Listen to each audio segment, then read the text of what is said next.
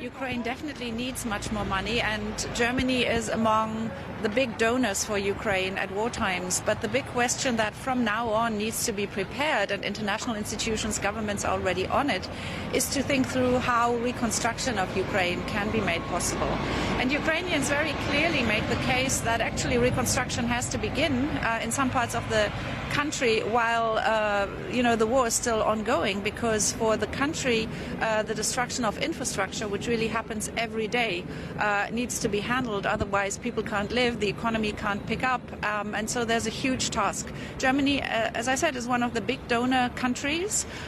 It plays a big role also in mobilizing others, and we will see over the next few months how international financial institutions, including the European ones, such as the International Bank of Reconstruction and the European Investment Bank, will play their role along with governments and the EU, plus the United States. But the next important question is how can private investment eventually be brought back to Ukraine, because governments alone can't rebuild the country. And that is obviously a question of peace and stability, so that remains very high on the agenda as well. If we talk about reconstruction, how big do you think the volume will be? Because there are various estimates. They range from 200 to almost 1,000 billion euro. It really depends on how long the war still lasts, because Russia puts most of its attention on destroying critical infrastructure in the country, and as those are essential parts of making the country work, it is obvious that they need to be rebuilt. There's also the question of course, rebuilding civil infrastructure, schools, hospitals, all of that.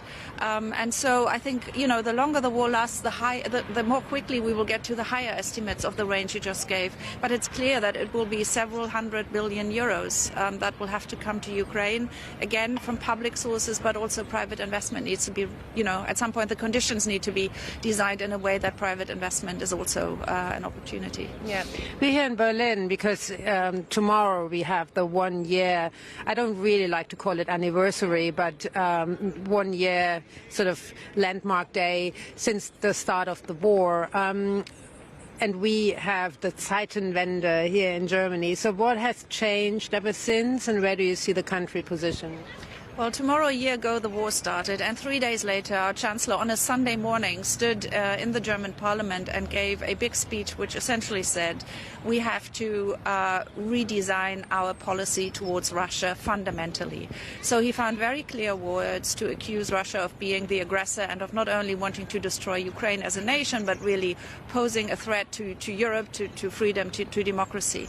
And since then, the government has shifted its policies, because changing Russia policy for Germany meant essentially changing its defense and security approach, but also changing its energy policy. At the moment that Putin started this war, Germany was highly dependent on Russian gas flowing in, Russian oil. So the government in this year really put a lot of time into diversifying energy resources.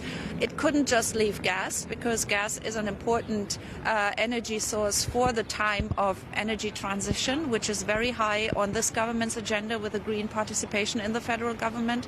So the goal for Germany to be CO2 neutral in 2045 is still there, but it has now really, on the one hand, is that it has accelerated, but on the other hand, the bridging energy has to be redesigned. And so liquid LNG, liquid gas is coming into Germany now. They very rapidly build floating terminals up on the Baltic coasts. The Gulf states have risen in importance to Germany as an energy source. So the whole energy setup is being redefined.